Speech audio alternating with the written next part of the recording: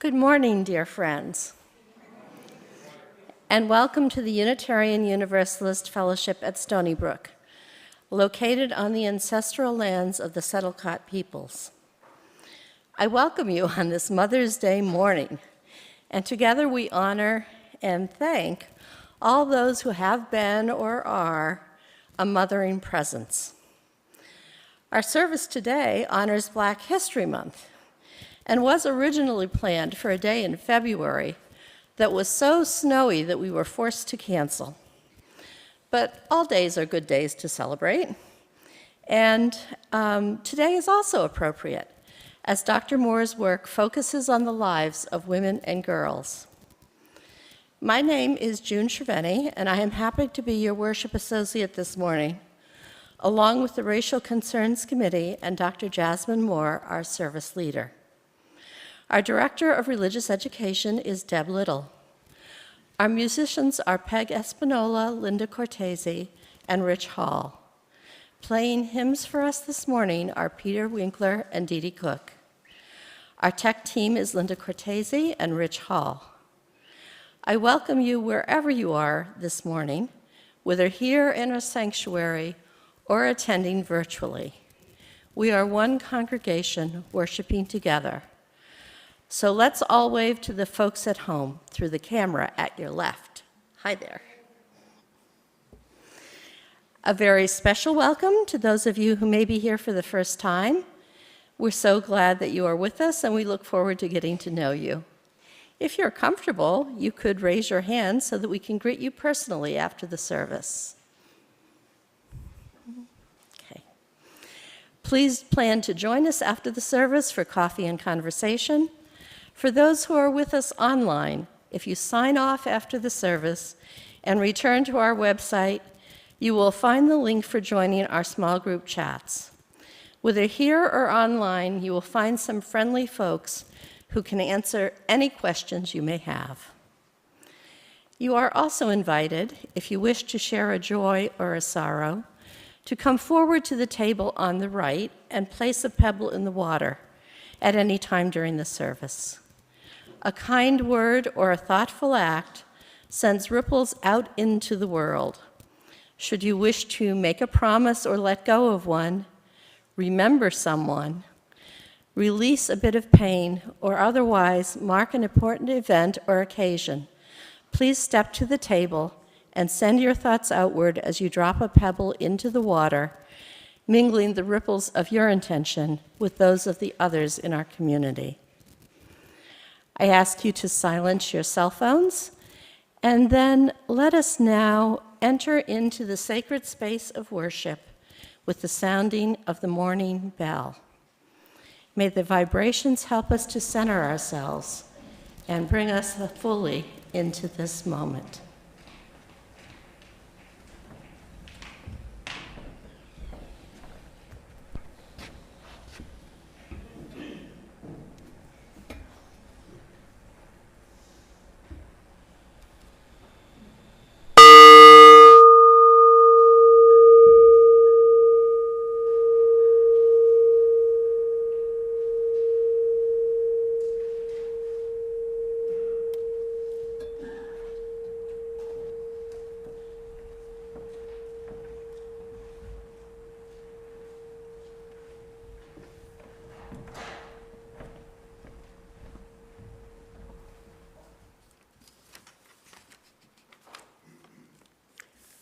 Morning.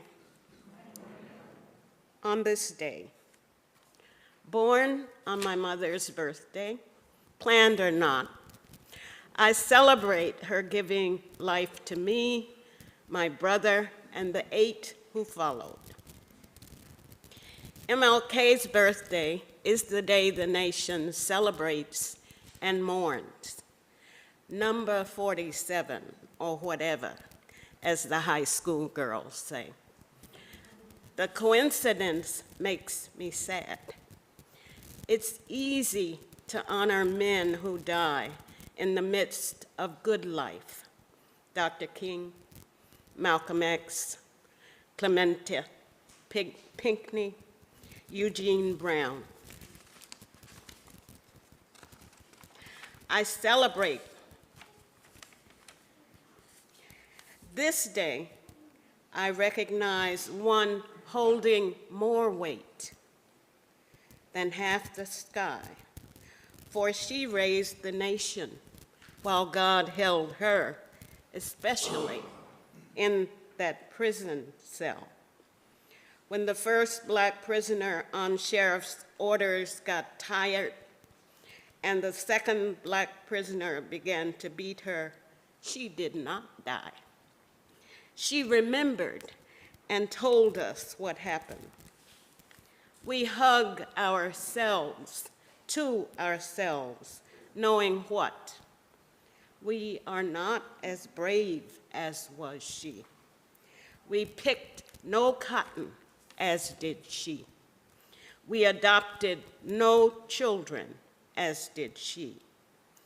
With her purse on her arm, she strode into the convention to say, "I'm here representing the Mississippi Freedom Democratic Party, representing people, black people from Sunflower County in Mississippi, who cannot vote, who want to register to vote.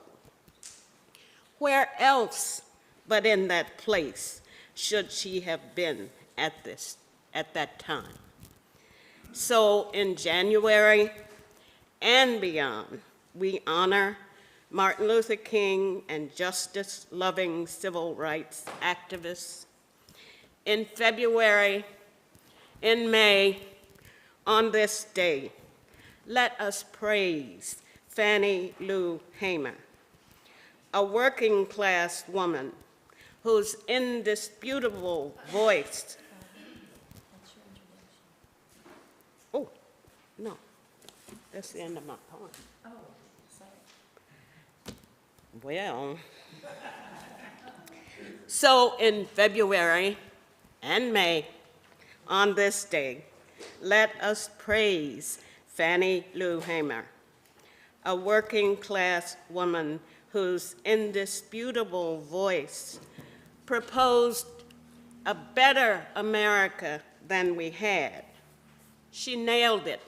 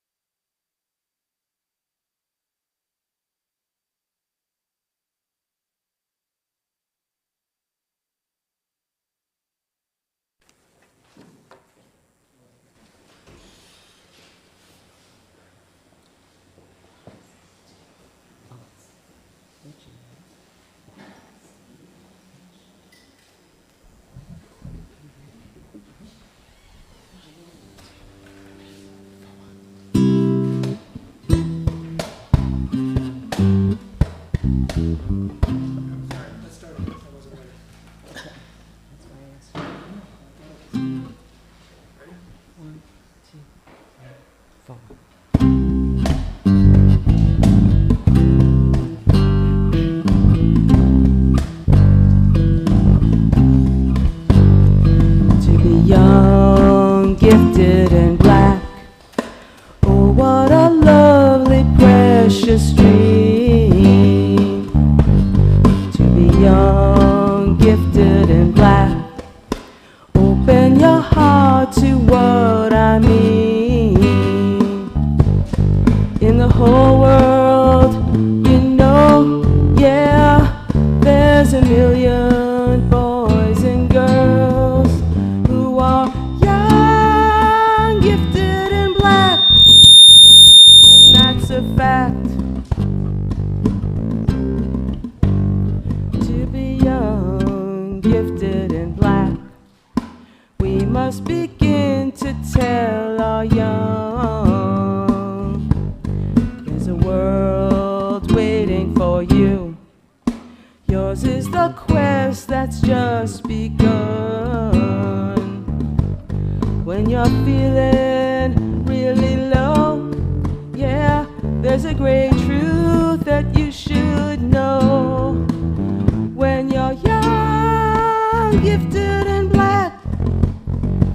soul's intact.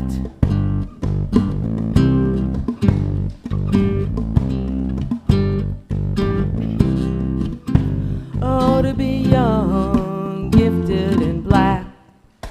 Oh, how I long to know the truth.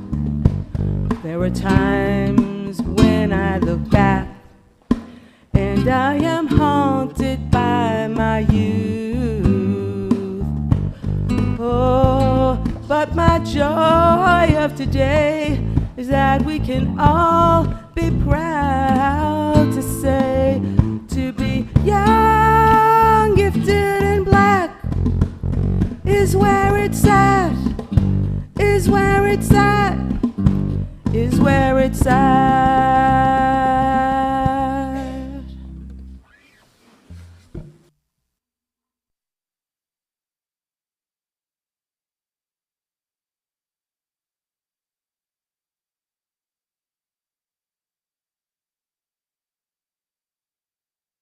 Paro will light our chalice today as I read these words by Mary Sheldon titled, Into Many Coming Years. We cannot know what all the coming years may bring, and would we heed the prophecy if we could? Bright flame, awake, send forth your shining light beyond this year into the many coming. Show us the ways of love and help and care, of justice and mercy and equity. Illuminate unto the generations. Show to the world a beacon of safe harbor. Help us to find the kindred warmth within us and among us to help make it so.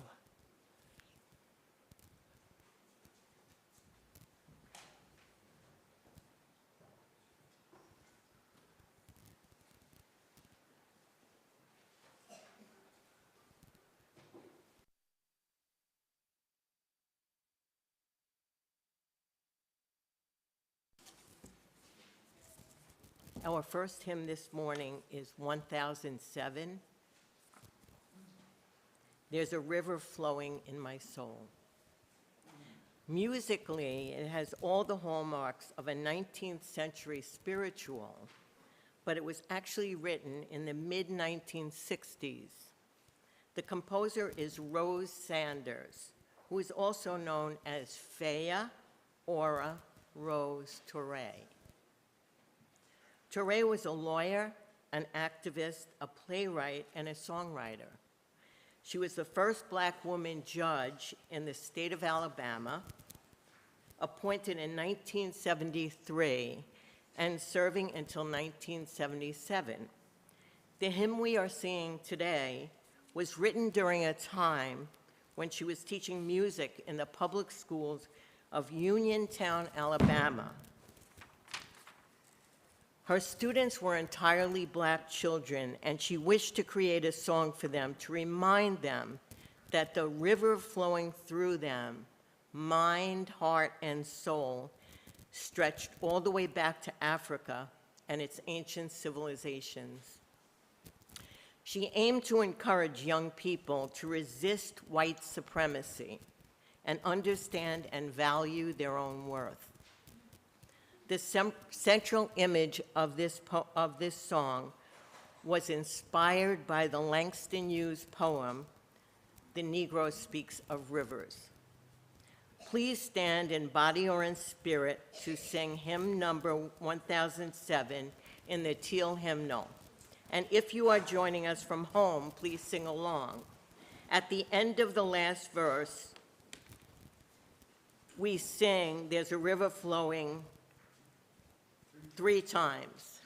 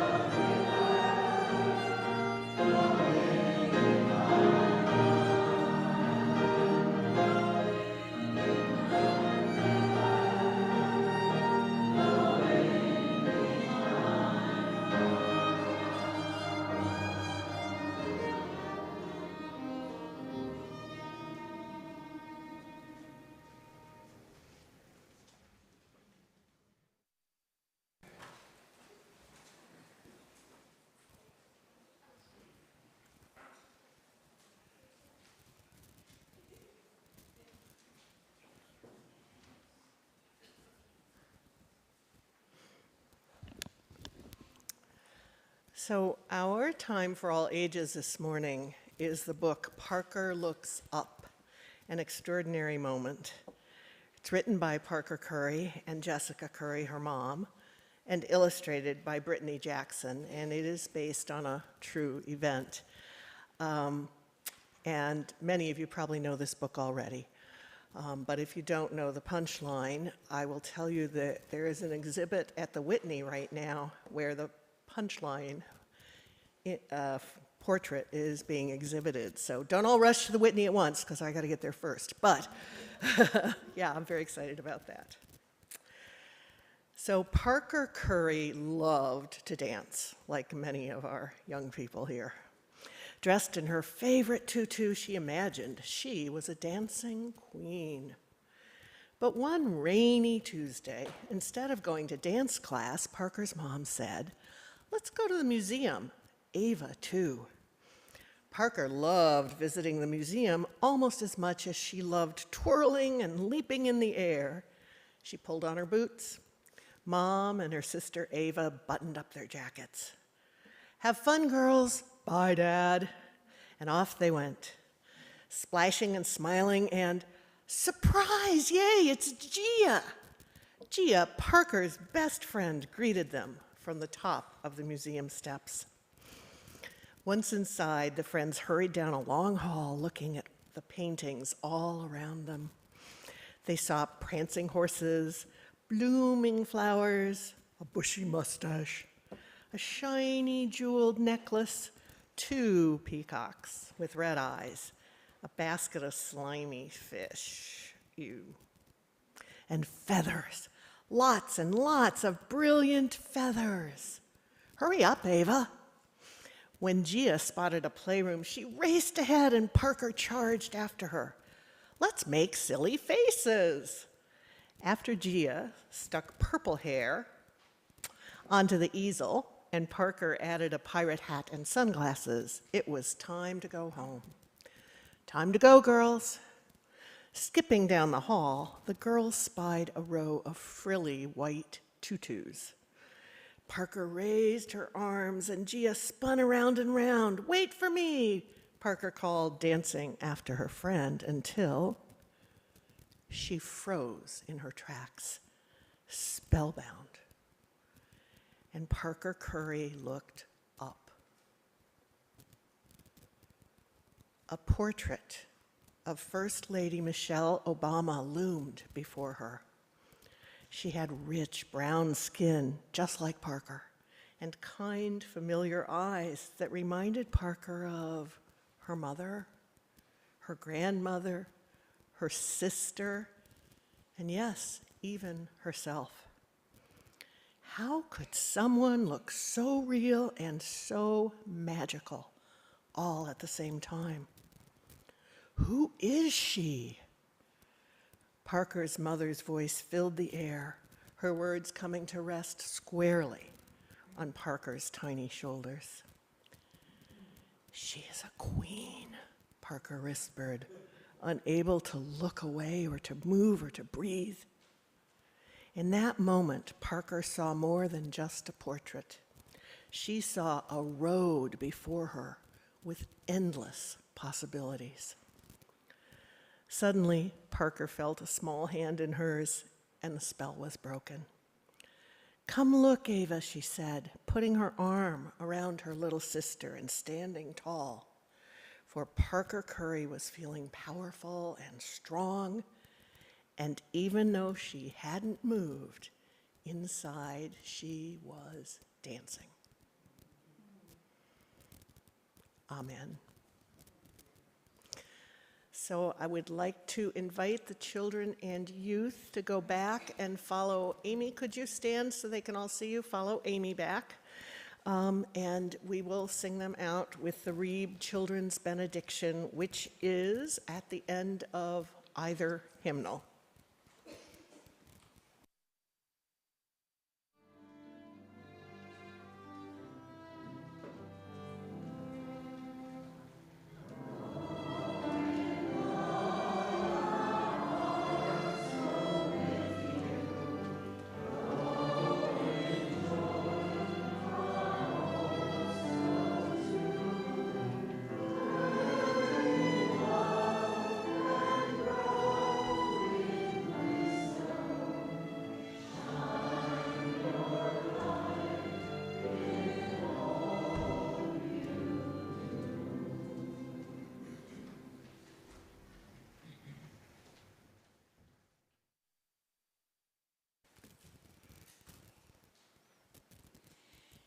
It is our spiritual practice to have meditation in three forms: in words, in silence, and in song.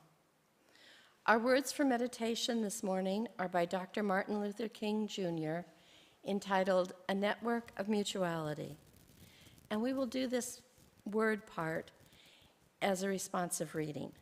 These words are in your order of service.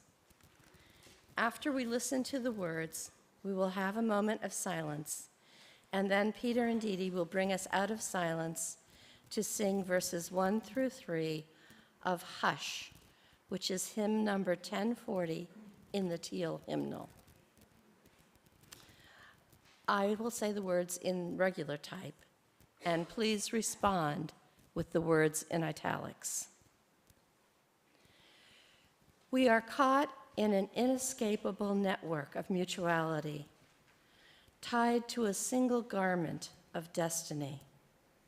Injustice anywhere is a threat to justice everywhere.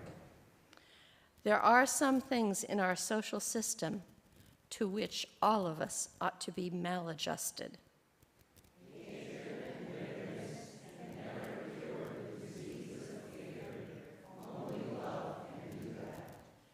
We must evolve for all human conflict a method which rejects revenge, aggression, and retaliation. The foundation of such a method is love. Before it is too late, we must narrow the gaping chasm between our proclamations of peace and our lowly deeds, which precipitate and perpetuate war.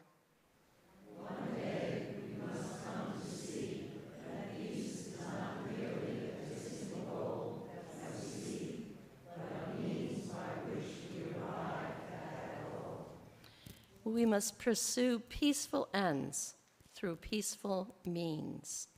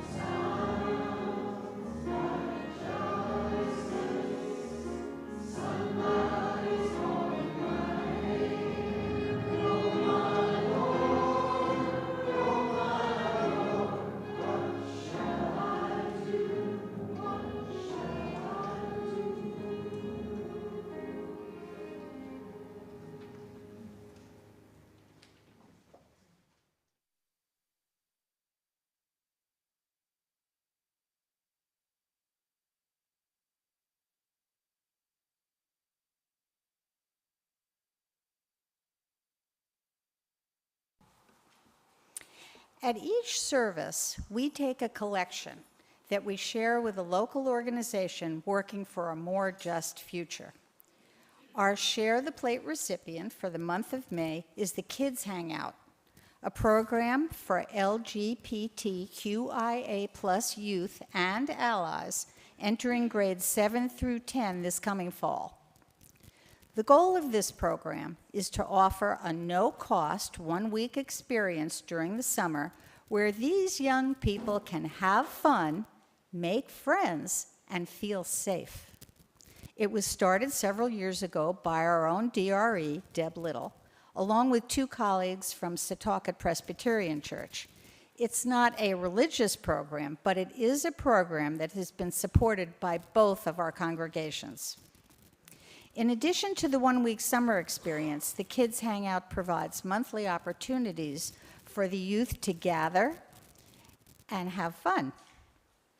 I know we're all aware of the hate being directed at this particular community right now, and this congregation has been a welcoming congregation for years. So please, be generous in your support for this much-needed program. Contact Deb if you have any questions. You can make your gifts in the collection plate or online, where the link for donating is in the comments. Your gift will be gratefully received and used well. Thank you.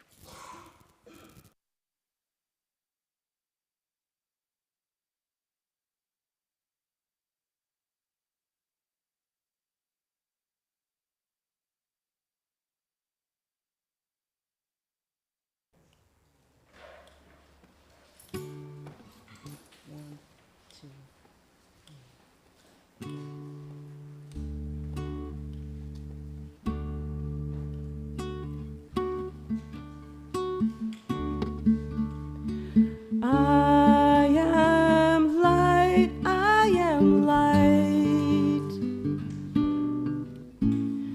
I am light, I am light. I am light, I am light. I am light, I am light. I am not the things my family did. I am not the voices in my head. I am not the pieces of the brokenness inside. I am light. I am light. I am light. I am light. I am light. I am light. I'm not the mistakes that I have made, or any of the things that caused me pain. I am not the pieces of the dream I left behind. I am light. I am light. I am light. I am light. I am light. I am light. I am not the color of my eyes. I am not the skin on the outside. I am not my age. I am not my race. My soul inside is all light. All light. I am light. I am light. I am light. I am light. I am divinity defined. I am the God on the inside. I am a star, a piece of it all. I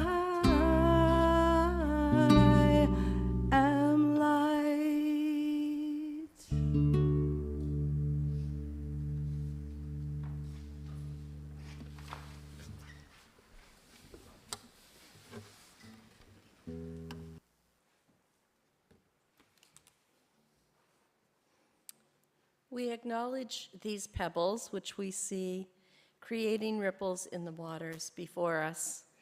May they carry our joys and sorrows, remind us that we are connected, and we hold each other in love and support.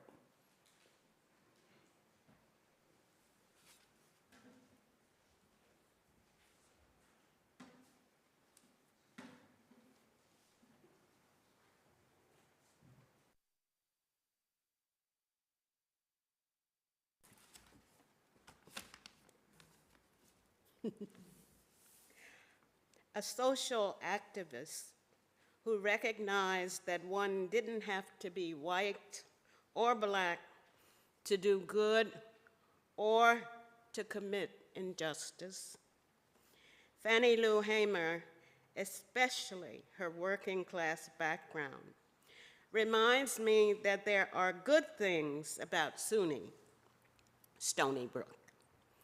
One such program is the IDEA Fellows. The fellows are part of a mentored research environment and with a successful and demonstrated contribution to inclusion, diversity, and equity, will be invited to join the tenure-track faculty at Stony Brook after 2 years. Our guest speaker is a young scholar of African American heritage and an IDEA Fellow. She teaches in the Department of Africana Studies.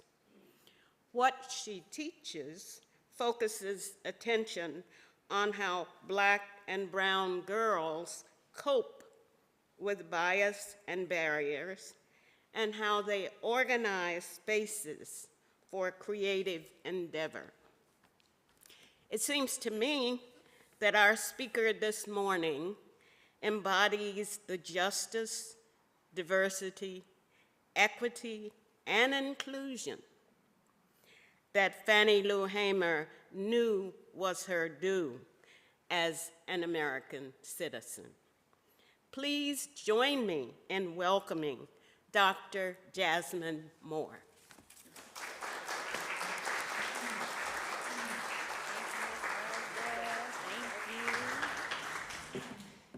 Good morning, everyone. Good morning. It's a gift to be here with you all, and I deeply appreciate you opening your doors, allowing me to come fellowship with you this morning. I know we got snowed out in February, but look at this beautiful May Day that we have for us here today. I just want to extend my gratitude to each of you, and definitely to Ms. Barbara for inviting me to come. I am relatively new to the region, to the area. I'm originally from Michigan. If anyone's familiar with the hand map, I'm from here. I'm from Lansing. And over the last 12 years, I've lived in Chicago, Seattle, and now New York. And so each place I go, thank you. It's always a blessing, a gift to be able to meet and to congregate and to fellowship with others in community, so thank you. I'd also like to extend a happy Mother's Day to all of the mothers and the maternal figures here today. I know I'm definitely thinking about my mom and my aunt and my grandmother, Cosetta, who raised me, and they're going to definitely be guiding me through our time today. And so I'd like to start my presentation, my sermon with you all today with a grounding. And I invite you to travel back in time with me. We're going to do a little time travel. We're going to assess our present realities. We're going to imagine forward. And so I invite you, if you feel comfortable doing so, to briefly close your eyes for a visualization. Let's rewind 20 to 25 years back. We are right outside of our granny's house playing with our childhood friends, Courtney and Amani. Our summer days are filled with hand games, jump rope, and the sun endlessly shining on our skin. We know all the words to all of the jump rope rhymes and hand games as well as we know each other. It is a deep familiarity. Our feet bounce off the sidewalk in expert rhythm, and our hands clap together in perfect sync as we sing jump rope songs or hand games in unison, a chorus of Black girl joy and infinite knowledge. We return to these practices frequently, like the home base in a game of tag. You are welcome to take a deep breath and to reopen your eyes. Maybe shake out a little bit if you need to. This grounding flashback is 100 different memories combined into one. It is about the boundlessness of Black girlhood as much as it is about me, about my cousin Brianna, about our countless Black girlfriends, and the moments that made up these memories. In the moments that made up these memories, I felt bountiful and abundant. There was so much possible in our becoming. The world was vast, and so was I. Although my life largely existed along one neighborhood block on the west side of Lansing, Michigan, I still felt that expansiveness there. During that time, the things that I was curious about, each wondering and imagining I dreamed up, every story I longed to tell, each article of jewelry I fixed my little hands to create, every friendship I hoped to cultivate, all felt possible and well within reach. That expansiveness and those feelings of deep possibility are what I reflect on and return to now in my adulthood in order to imagine and enact more liberating futures for Black girls across a range of spaces where our learning takes place, including schools. To tell you all a little more about myself, I am a Black girl from the Midwest. I'm a grandchild of the Great Migration. I'm a girl who grew up in Michigan and Mississippi. I am the daughter of Paula, the granddaughter of Cosetta, the niece of Pamela. I'm a Black girl who grew up in the loving presence of other Black girls in our neighborhoods, at church, at our school, at summer camps. I'm a Black girl who learned early on the necessity of Black girl bonds and what it means to feel whole, to be made legible in each other's presence. I'm a Black girl who was raised by Black women who modeled for me what it means to love each other fiercely. This kind of love, it's a verb, it's an action, it requires doing. I witnessed this love in action as a practice of holding space for the Black girls in my life to show up and to bring their gifts and their passions with them, whether the collective readily identify those as being artistic practices or not. The way we made sense of the whole and were better able to love on one another was by showing up to share whatever we had created, whether that was a new jump rope rhyme, a pound cake, a poem, a baby, a beaded bracelet, a story to tell, and this in itself was a manifestation of Black girl genius. I'm a Black girl who was raised by Black women who nurtured in me a spirit of inquiry and creativity. My mama, my granny, my auntie, all alchemists, turning assortments of household items into school projects and holiday crafts, calling forth plants to spring forth from the earth each year, transforming family potlucks into magical celebrations.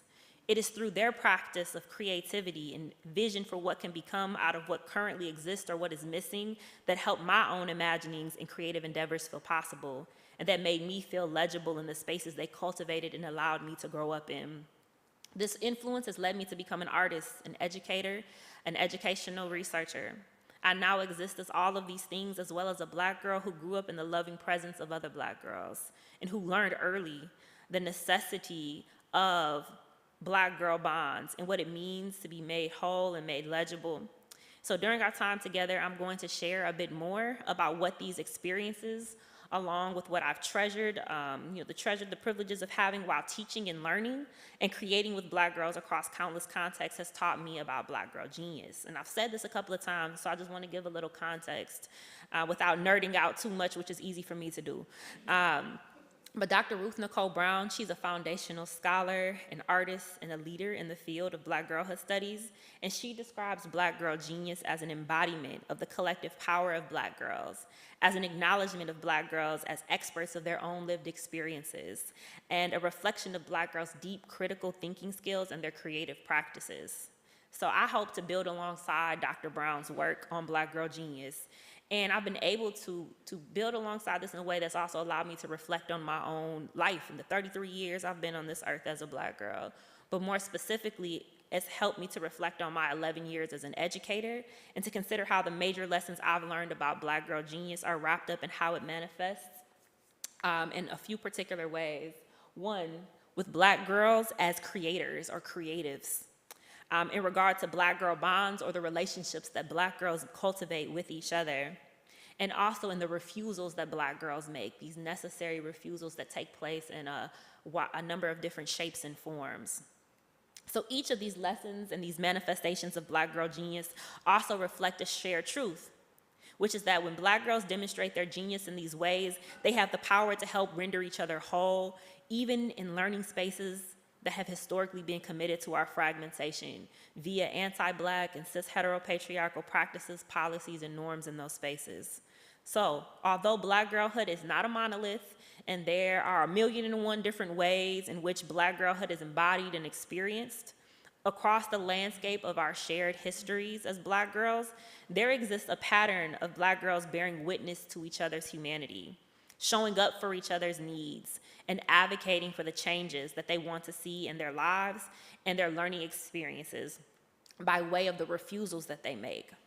Although we can trace the existence of these practices of care and connection for one another that Black girls and women have sustained over time in the context of enduring anti-Blackness, these practices can go unacknowledged within schools as the vital learning sources that they are. So Black girls keep each other safe, keep each other well, and keep each other's names on our lips as reminders of each other's humanity, especially as we navigate school and as we navigate life together. Our Black girl bonds or our relationships with one another, our literacies, our meaning-making practices deeply influence our ways of knowing and being, and can be honored in our schools and our classrooms through asset-based teaching practices. If only schools would first stop separating, over-disciplining, and underestimating the brilliance of Black girls. But this can become difficult when we first have to start from ground zero and initially address how Black girls are too often adultified in schools. And so this practice of adultification, it's when Black girls are assumed to be much older or more mature than they actually are. When Black girls as early as kindergarten are being expelled from school, from engaging in very age-appropriate behaviors. When Black girls' bodies are policed, when they're wearing a crop top that one of their peers may be wearing the same thing, but because their bodies are considered more mature. It's what happens when Black girls are not granted permission to show up as children, when they're denied the freedom to experience the innocence, the wonder, and the curiosity of childhood and girlhood. Because of the intersecting oppressions of anti-Blackness and the patriarchy throughout the history, the possibility of Black girlhood, and in particular, a girlhood that is shared and participated in collectively amongst Black girls, it's been framed as a far-fetched notion. For the sake of our time today, and wanting to take a more human-centric approach, a more desire-centered approach, something I've learned from scholar and writer Dr. Eve Tuck, an Indigenous scholar, we want to focus on the desire-centered work. And so I'm not gonna spend extensive time discussing the harm that Black girls face when navigating schools and life, but instead I wanna highlight how they resist and disrupt those practices. And so I wanna start by thinking about two scholars, writers, dreamers who many of us, we may be familiar with our work. Any of us in here fans of or familiar with the work of Nikki Giovanni or Toni Morrison? Okay, we have some fans in the house. And so I want to talk about a quote that Nikki Giovanni shared in her conversation with Claudia Tate in the book Black Women Writers at Work, which was originally published in the 80s and was recently a new edition released in 2023. It's excellent, even the audio if you want to check it out.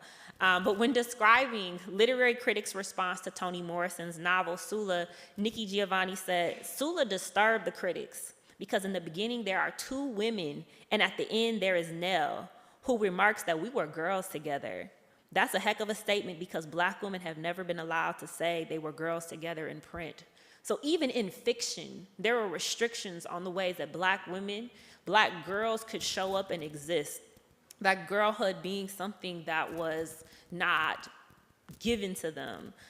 So Giovanni addresses how Black women were expected to deny the existence of their girlhood and any possibility that they had experienced girlhood in the company of other Black girls. But thanks to the Black girl genius of Toni Morrison and other Black women authors like Toni Cade Bambara, Tazake Shange, Jacqueline Woodson, Ibi Zaboy, and many others, we now have an abundance of examples in literature, as well as in other forms of media, including film, television, music, and more, of Black girls boldly showing up in print, partaking in the sacred act of girlhood. However, in each of these categories, there is always room for more. By centering Black girl genius in our classrooms, in our after-school clubs, in our community centers, on our STEPS teams, in our worship centers and neighborhoods, we help build pathways for Black girls to create, to cultivate their bonds with one another as they imagine new narratives and new worlds, to show up for each other's needs, their goals, their aspirations, as they tell the stories we've been waiting for. and refuse to accept single stories of Black girlhood that fail to honor the multitude of ways that Black girls show up and live in this world. So I want to transition into talking about one of these ways that Black girl genius manifests, and that is in regard to Black girls as creators or creatives. And I'm going to go ahead and I'm going to tell y'all a couple of truths about myself. So I have not confirmed this in my scholarly research studies, but I know it in my spirit that Black girls, for us, creativity is in our essence. It's present in the way we speak, we style our hair, we cook, we teach, we set trends, we create art, we live and we be. And this in itself is a reflection of Black girl genius. And so for me, creativity has taken shape throughout my life as poetry and storytelling. I know I was deeply inspired by the poem that Ms. Barbara shared with us today. I know that last summer I got back into crocheting. While I was working on and or avoiding my dissertation, I took up baking. So I have like a little baking spreadsheet I would send to my friends on their birthdays or when they were celebrating. I'm like, you tell me which option you want, and I'm gonna get that next chapter of my dissertation to my advisor next week. So there are so many different practices. And I know when I was little, it was jewelry making. I loved to make little bracelets and necklaces, anklets for my family members. So our creativity can play different roles in our life. It can be tied to necessity, it can be practiced as a pastime or a hobby, or it can be introduced to us as a way to keep us occupied. Because when I could tell you, I was a chatty and I was a very rambunctious little girl, and my family was like, we gotta find something to keep her busy. You know, we have to keep her engaged. And so they would buy me these big bead sets, like 1,000 pieces, and they would be like, oh, she's sitting, she's quiet, she's good right now. But my family, they also model creativity for me through their gardening, through cooking, through bringing family and friends together. So my creative practices I modeled after theirs, and they were not just something to keep that baby busy, but they became a meaning-making practice, a ritual, a method to help me make sense of the world around me. This was only made truer when I got the chance to create with others. Whether that was during my high school years when I'd co-create new choreography for upcoming step team performances with my fellow members of that organization, or during my years as a high school teacher in Chicago, when I would collaborate with my colleagues to come up with inventive unit plans, lesson plans, projects, opportunities for us to do arts in the city and taking our students to theater shows throughout the city. Or when I get the opportunity as a spoken word club coordinator to work with my students as they were preparing their new slam poetry group performances for an upcoming slam or open house. Those opportunities to collaborate and to create with each other are what continue to stick with me and drive me in my work today as an artist and an educator. So the significance of these practices, it led me to prioritize incorporating arts-based methods into my research to help me further connect with and learn from Black girls and women who I will refer to as my collaborators. In research, which I know I'm not the only one here who's likely engaged in any form of research, but especially in the academy, sometimes there's this expectation that there's this distance between you and the people you research, as in like, you are the subject, I'm the researcher, I'm gonna come observe and I'm gonna leave and you'll never hear from me again. But that's in deep contrast to the work, the humanizing work that I know I was trained to do, that I was encouraged to do, and especially because my work is with and for Black girls and Black women, I had to leave behind those practices and view them as my collaborators in this work. So we engaged in arts-based learning, arts-based creation, so that we could learn from each other about our schooling experiences and our learning experiences across contexts. And so we reflected on those experiences with learning through the support of creative practices. So I will share a little bit with you all about the groups that I was able to collaborate with when doing research about Black girls' learning experiences. And so I was able to reconnect with 3 groups of Black girls and Black women that I had either been a fellow student club member with, and that's the Chapter 517, a group of Black women who I actually grew up with and who wanted to come back and they wanted to share their stories and experiences of navigating schooling and navigating learning across contexts, whether that was extracurricular clubs, community groups, or more. There was also the alumni group, and this was a group of students, young people in Chicago. At this time of us doing our collaborative research, they were in their early 20s, but I had taught them for 2 to 3 years in high school. I had continued to mentor them, and when I talked to them about my upcoming dissertation project, they had a lot to say. They had a lot of ideas and ultimately wanted to be a part of the project. And the last group, the youngest group, was the Pacific Northwest group, which was a group of Black teen girls who I had originally started working with as a teaching artist in an organization that they were a part of to advocate for the redesign of a local park in their community so that it would be more accessible to young people from a wide range of abilities and disabilities. And this was a project they worked on for years, and shout out to them. Last year, the park was unveiled after years of advocating, fundraising. The new park is there, but that also became a space for them to talk about issues that they saw in their communities, about spaces, whether that was a local park or the local high school that they attended, that were hostile and or unwelcoming specifically to Black girls. So in each of these groups, we co-created a space for ourselves to share these stories, to reflect, and to imagine how we wanted to see schools change and transform to better support, to sustain Black girls and their creativity and their brilliance.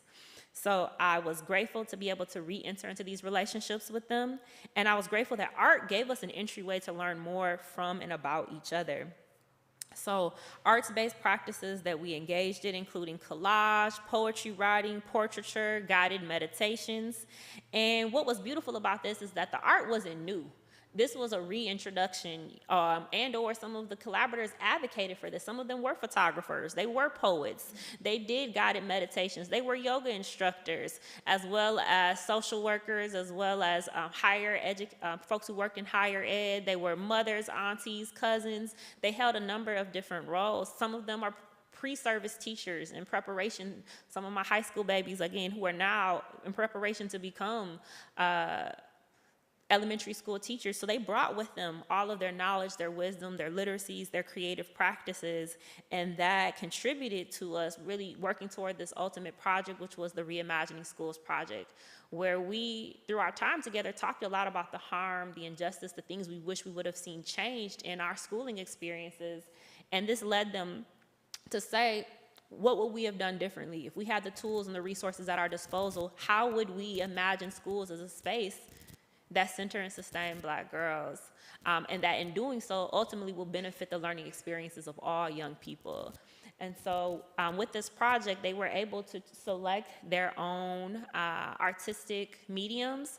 I know from the work we did together, I also wrote poems based on what we learned during our time together that were also influenced by work by other Black women artists like Bisa Butler. There was also the work that folks created themselves, if we could, thank you, such as this collage that was created by one of my collaborators, Keandra, who wanted to make a digital collage to represent the elements she wanted to see in her reimagined school design.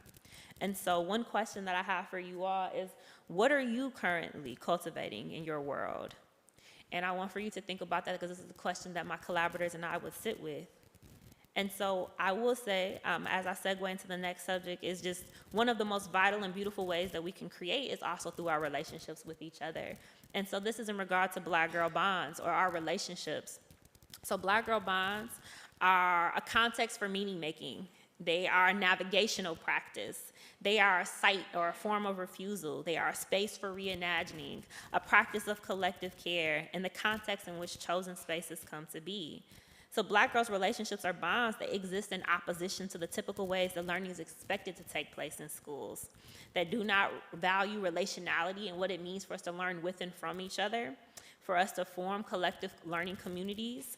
And that is often connected to the trait of hyper-individualism. And so what does it mean for us to reject that and to view learning as something that happens in community with each other? During the stories that I learned from my collaborators, I heard that oftentimes their friendships with each other in schools have been viewed as little more than a nuisance, and contrasted sharply with the norms that were prioritized in schools. One of the groups in particular, Chapter 517, they described their bonds with their fellow Black girls as a significant context in their life for learning and making meaning that schools didn't offer. Some of the girls described the ways that in schools they were highly tracked via tracking systems that says, oh, your grades or your assessment scores on these standardized tests say you go into this lower group, you're going to go into this middle level, and these are our high achieving students. And those became identities that sometimes students adopted about themselves. Those rating scales, those assessments did not assess their creative intelligence. They did not assess the multiple languages they spoke. And what they found was that in the context of their friendships with each other, those things were valued. And that they didn't view each other as like, oh, that's my friend and she's an honor roll student, so I can't really hang out with her because we don't have AP classes together. It was like, no, in the context of our friendship, the wisdom, the intelligence, the creativity, the linguistic practices we bring together are all equally valued in ways that schools did not. And so I want to briefly share this quote from one of my collaborators, Michaela, and she says, I don't think I was cognizant of it at the time at all, but there's something about being around Black women and like laughing together and being able to share and like kicking it and having a good time, but also talking about something serious or venting. That was so normalized for us at that point. That's all who the homies were, we could all relate on some level to each other. So here Michaela discusses what it meant to navigate in between the levity, the joy of being a teenager in high school with your friends, but also being able to make meaning of there's a war going on. The country's experiencing a recession. What does this mean for my family? My mom has been having a hard time recently, but I know that your mom volunteered to come pick me up from school. Or, did you eat today? I want to make sure that you're well. She talked about the complexity of their relationships being this context for meaning making. And so one thing that this research across each group has taught me is that Black girl bonds are important. And when we honor these in our classrooms and our teaching practices, they become really vital ways to support Black girls by viewing their relationships with each other as an asset versus a nuisance, by prioritizing teaching practices and approaches in school that are collaborative and rooted in collective learning, and by cultivating a classroom culture in which community care is a core value. And so with this in mind, I ask you, what are the bonds in your life that have sustained you and or that continue to sustain you? And next, I want us to think about Black girls' refusals as a practice in Black girl genius. And so refusals, in particular, Black girls' refusals, these are a method that Black girls use to navigate formalized or compulsory schools learning environments that frame them as always and already deficient. The refusals that Black girls make, they disrupt the ways they are framed as illegible. When I say illegible, I mean invisible or hypervisible or invalid or dehumanized in the context of U.S. schools and society due to the way they are framed by their race and their gender in the U.S.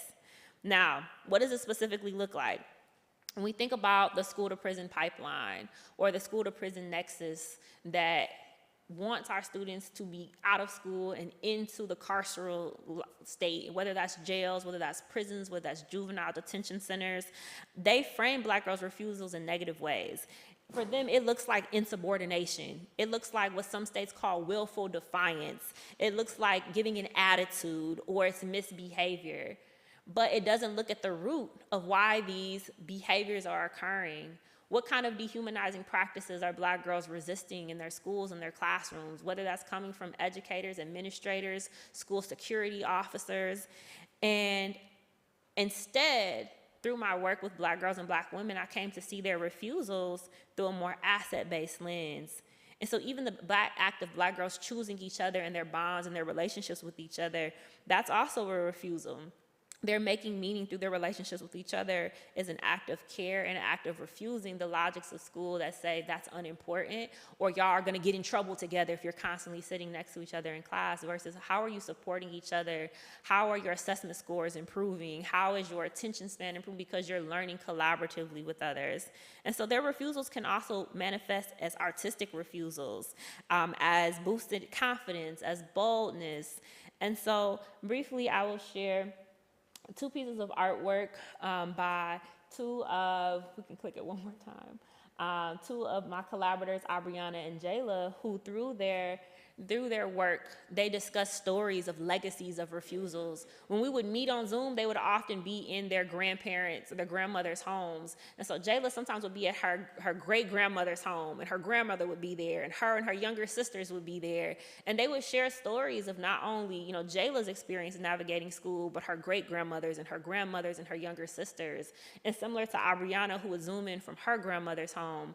And unfortunately, one thing that came up for them, and one quote that Abriana shared, was that school had become a generational curse because the harm she had experienced in school was related to the harm her grandmother had experienced in school, that her younger sister was experiencing in school, because of these particular forms of anti-Black violence and harm. But instead of them giving up and saying, we're just throwing in the towel, education is unimportant to us, Abriana was steadfast in her goal of becoming a nurse. And she listened to the story and the legacy of Jayla's great-grandmother, who had struggled during very explicit times of Jim Crow to get her education and to also become a nurse, and she wanted to be a part of that legacy. Jayla learned from the history of her and her grandmothers, her younger siblings, Abriana, her sisters, what they faced in school, and despite some of the harms and the horrors, Jayla was committed to becoming an elementary school teacher so she could heal the things that had harmed them, and that so she could create a pathway for young people could feel whole and cared for and humanized in the classroom. So they refused to accept these logics of schools that dehumanize them, and they were committed to reimagining schools differently, which these were their collages that represented that. And just ways to honor Black girls' refusals in the classroom.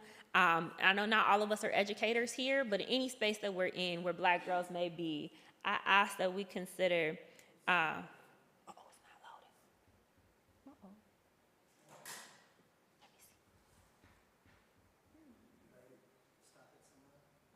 see. It's probably just being finicky. I can check it out.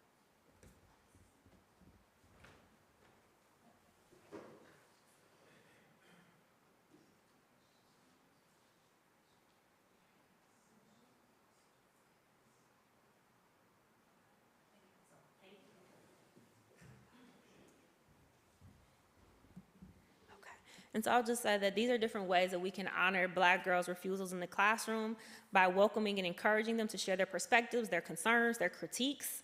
Also by practicing the art of not taking offense. So I've also been a teacher educator for years, working with pre-service teachers, folks getting their master's so they can become elementary and high school teachers. And sometimes we have to talk about, yes, sometimes there might be a seventh grader who's gonna make you a little angry. The seventh grader came in and maybe they didn't get enough sleep last night, or they had to get their younger siblings to school, and maybe they rolling their eyes at you. Does that mean you're gonna send them to the principal's office for in-school suspension? Or are you gonna practice the art of not taking offense and saying, I'm not gonna get into a beef with the seventh grader. I'm gonna take a step back and I'm gonna see, what do you need? You seem upset. Let's get to the root of that and how can I support you? Working with Black girls, like I said, to identify the root of issues, and not punishing Black girls for acting refusals in response to unjust treatment or policies. So I just want to share these briefly and then ask this next question of, what refusals can you make to help ensure that Black girls have access to liberatory educational experiences? Whether if you work in schools or not, each of us can be co-conspirators in working towards these collective goals. And so to conclude, I just want to encourage us to consider what are you cultivating in your world? What are the bonds in your life that have sustained you? How have you showed up for the people you care for deeply, and how might you reflect that in your care for Black girls in your schools or communities? And what refusals can you make, again, to help ensure that Black girls have access to a liberatory educational experience? And I want to consider how not refusing to accept norms that dehumanize Black girls and contributing to the practice of creating a different vision for what schooling or what our communities, what our world can be, which in these times that we are living on, which are not inherently new, this act of reimagining becomes all more necessary for us to imagine the world that we need, that we desire to see come into fruition, even if it's not currently here for us. And so I want to just briefly share, when I'm feeling a little low and I'm trying to reimagine my reality, I think of one of my favorite songs by Stevie Wonder, which is Saturn. And in this song, Stevie Wonder is saying things on earth have gotten bad. And so I'm gonna reimagine what it would be like if we were living on Saturn, People live to be 101. All of our needs are met. We're provided for. We're cared for. And we no longer have to deal with the injustices, the oppressions that exist on earth. But what really stands out to me at this song is at the end of it, as it fades out, we hear the voices of Black girls playing double dutch and negotiating who goes next, who comes in. And it's this reminder for me that as we reimagine different worlds, how can we look at Black girls as a blueprint, as a path forward?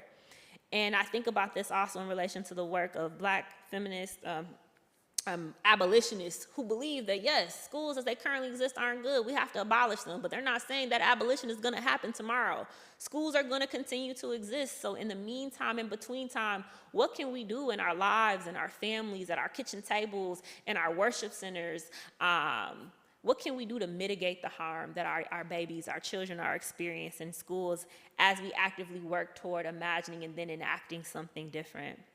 So I invite you to call on your collective power and your practice of caring for each other, of showing up for each other's needs, to think about these questions, to sit with them, and to think, how can we imagine and create our own Saturn? So I will leave you with a brief poem by my collaborators, and this is a combination of self-bio poems that they wrote, and then we built a collective poem together.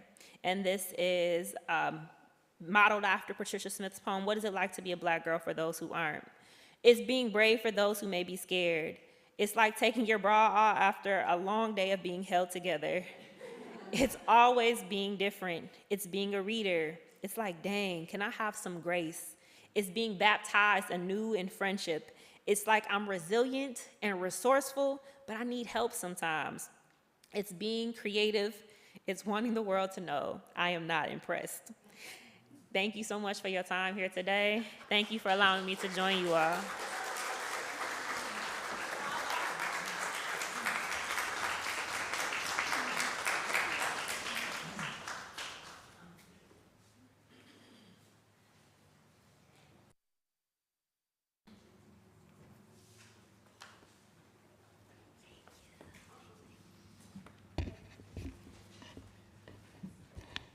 Our final hymn is Lift Every Voice and Sing. This song, originally written as a poem by James Weldon Johnson and set to music by his brother, John Rosamond Johnson, was sung by a group of young Black children at a segregated school in Jacksonville, Florida, to honor Booker T. Washington. It became popular almost immediately, and by 1919, the NAACP dubbed it the African American National Anthem. It is said that this was one of Martin Luther King Jr.'s favorite hymns.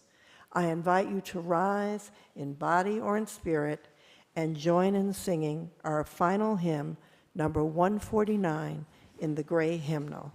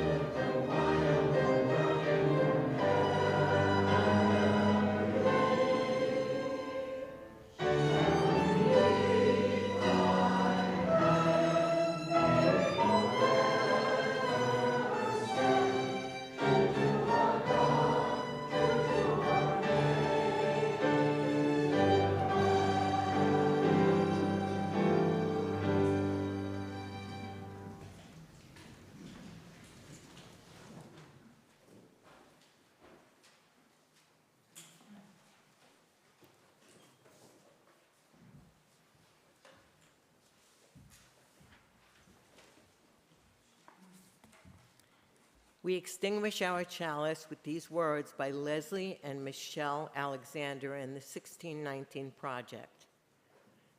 The reflexive impulse to respond to Black people with severe punitiveness is traceable to the 18th and 19th centuries, when white people desperately sought to control a large, unfree population who refused to submit to their enslavement. The deep-seated, gnawing terror that Black people might one day rise up and demand for themselves the same freedoms and inalienable rights that led white colonists to declare the American Revolution has shaped our nation's politics, culture, and systems of justice ever since. The specific forms of repression and control may have changed over time, but the underlying pattern established during slavery has remained the same. Modern-day policing, surveillance, and mass criminalization, as well as white vigilante violence, know-your-place aggression, have histories rooted in white fear, not merely of Black crime or Black people, but of Black liberation. Nothing has proved more threatening to our democracy or more devastating to Black communities than white fear of Black freedom dreams.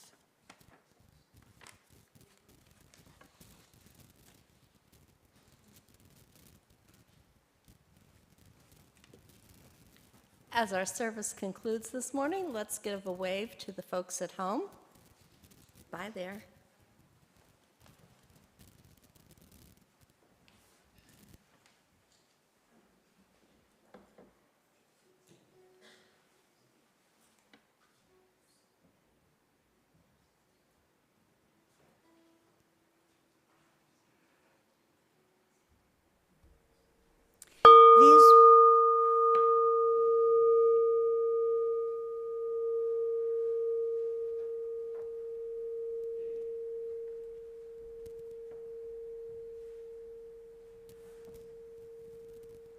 These words of benediction are by Johnaloo Johnstone. We shall overcome. When we can truly celebrate the diversity of contributions and talents offered by all people, we shall overcome hatred and prejudice and oppression. When we can truly extend our hands to one another in loving acceptance, we shall overcome the past that haunts us now. Living in peace and freedom, we shall overcome the wrongs that have happened and the debts left unpaid.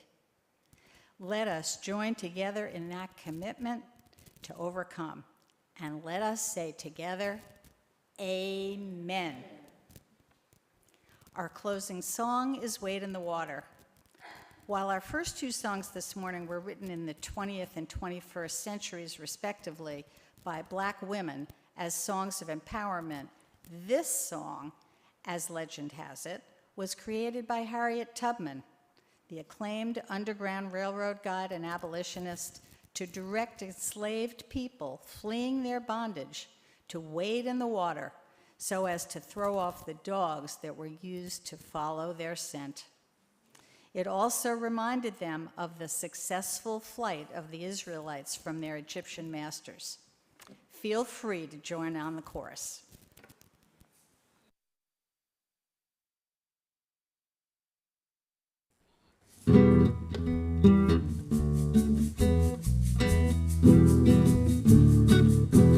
Wade in the water, wade in the water, children, wade in the water.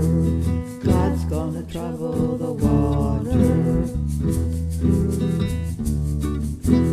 Jordan River is deep and wide. God's gonna trouble the water. Meet my friends on the other side. God's gonna trouble the water. Wade in the water. Wade in the water, children. Wade in the water.